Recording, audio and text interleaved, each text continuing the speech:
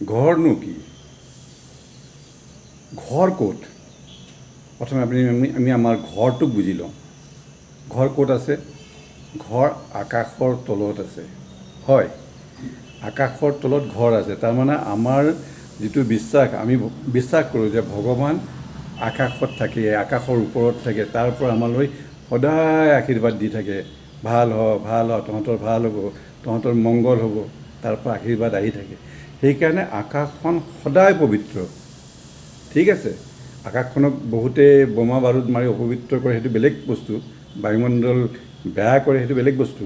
কিন্তু আকাশৰ পৰা সদায় এটা শুভ আশীৰ্বাদ আমালৈ আহি থাকে। তো আমাৰ ঘৰটো ক'ত? আকাশৰ তলত। আকাশৰ তলৰ ক'ত? ভূমি, মাটি, হয়নে? মাটিৰ ওপৰত আমাৰ ঘৰ। মাটি সদায় পবিত্ৰ।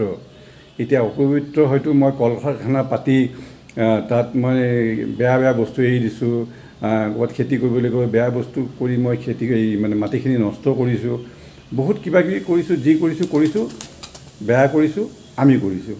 কিন্তু ভূমিটো সদায় পবিত্ৰ। গতিকে মোৰ ঘৰটো ক'ত? আকাশৰ তলত পবিত্ৰ বস্তু, ভূমি পবিত্ৰ বস্তু। তাৰপিছত কি আছে? মোৰ ঘৰত জল আছে, প্ৰবাহমান জল। আমাৰ ঘৰত সদায় পানীৰ কি হয়, আমি সদায় পানী ব্যৱহাৰ কৰোঁ। পানী সদায় পবিত্ৰ, সদায় পবিত্ৰ।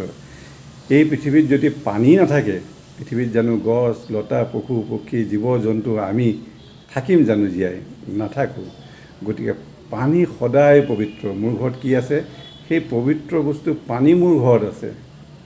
আৰু কি আছে? অগ্নি। ঘৰত থকা, বায়ুমণ্ডলত থকা যিখিনি বস্তু আছে, অগ্নিয়ে সেই দুখখিনিক জ্বলাই নাশ কৰে। আৰু কি কৰে অগ্নিয়ে?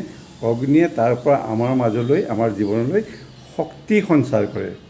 যদি অগ্নি নাথাকে, তেতিয়াহ'লে আমি আকৌ এই হাজাৰ হাজাৰ বছৰৰ আগৰ বন্য জীৱ সম হৈ যাম। আকৌ জংঘলত থাকিব লাগিব, অগ্নি যদি নাথাকে। তাৰমানে মানুহৰ জীৱন অগ্নিও কিমান পবিত্ৰ। অগ্নিক সেইকাৰণে আমি সেৱা কৰোঁ, ভগৱানৰ লগত তুলনা কৰোঁ, ভগৱান কওঁ অগ্নি দেৱতা বুলি কওঁ। হয়, এতিয়া আৰু মূল বিষয়টো কি? এই গোটেইখিনি বস্তু ক'ত আছে? আকাশৰ তলত আছে, মাটিৰ ওপৰত আছে, ঘৰত জল আছে, অগ্নি আছে। তাৰ চাৰিওফালে এই গোটেই ঘৰটোক কিহে ঘেৰি ৰাখিছে? বায়ু। বায়ু নহ'লে জানো পৃথিৱীৰ জীৱ জন্তু, গছ লতা, তৃণৰ তৰু কিবা জীয়াই থাকিব বাচি? নাথাকে। গতিকে এই 5টা তত্ত্ব মোৰ ঘৰটোৰ লগত জড়িত। এতিয়া মোৰ ঘৰটো কি কাৰণত অপবিত্ৰ হ'ব? কোনোবাই ক'লেই হ'বনে যে তোমাৰ ঘৰটো অপবিত্ৰ? ঘৰৰ ভিতৰত কিবা বেয়া কাম কৰিছোঁ, ঘৰত কিবা বেয়া কাম এটা হৈছে, সেইটো মোৰ দুখ গুণ। ঘৰৰ ভিতৰত বেয়া হৈছে, কিন্তু মোৰ ঘৰটোতো পবিত্ৰ। ঘৰটোক নষ্ট কৰিছোঁ সেইটো মই কৰিছোঁ, ঘৰটোক ভাল কৰিছোঁ সেইটো মই কৰিছোঁ। ঘৰৰ ভিতৰত যদি কিবা বেয়া হৈছে, সেইটো মোৰ কাৰণে হৈছে। ঘৰৰ ভিতৰত যদি কিবা ভাল হৈছে, সেইটো মোৰ আশীৰ্বাদৰ কাৰণে হৈছে। কোনোবাই মোক আশীৰ্বাদ দিছে, সেইকাৰণে ভাল হৈছে। গতিকে মনৰ পৰা এই যে দুশ্চিন্তাবোৰ থাকে, মোৰ ঘৰটো অশুভ, ঠিক আছে, ঘৰ সদায় শুভ। কাৰণ এই 5 তত্ত্বৰ মাজত আপোনাৰ ঘৰটো আছে কাৰণে আপোনাৰ ঘৰটো সদায় পবিত্ৰ। ঘৰৰ দুৱাৰমুখখন সদায় চাফা কৰি ৰাখিব দেই, আৰু মোৰ আগৰ ভিডিঅ'বোৰ চাই থাকিব।